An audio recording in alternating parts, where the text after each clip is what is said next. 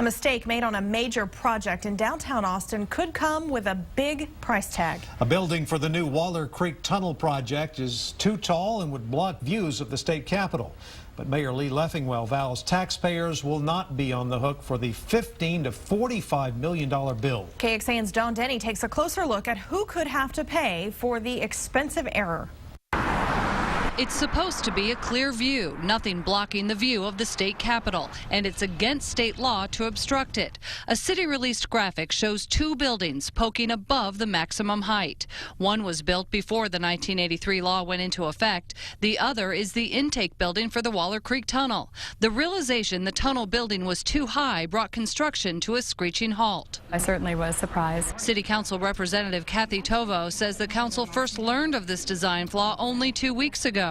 According to a city report, the carefully planned design called for a 32-foot high building, which is 16 feet too high. It is certainly a question, I believe, that needs to be answered. The city has hired a high-profile law firm to take care of the snafu, and the mayor says Austin will not foot the bill for this mistake. This was apparently an engineering design error that has to be corrected, and that will likely fall to the responsibility of the engineers and designers to make that correction, whatever it is.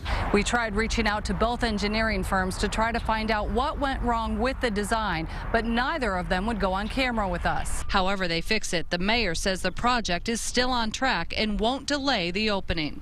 Dawn Denny, KXAN News. Texas lawmakers could change the law so the higher building would be allowed under state law, but that's not on the table right now.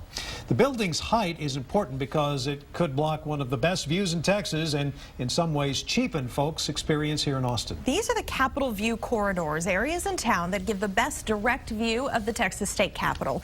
Facilities in or near these lines have specific size limitations.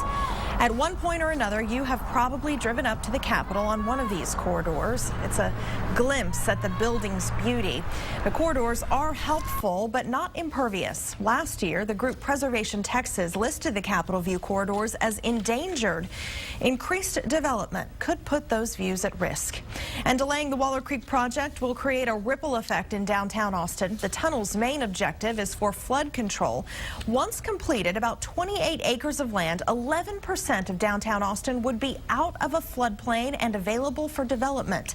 Along the creek will be plenty of ornate parks, like a small version of San Antonio's Riverwalk.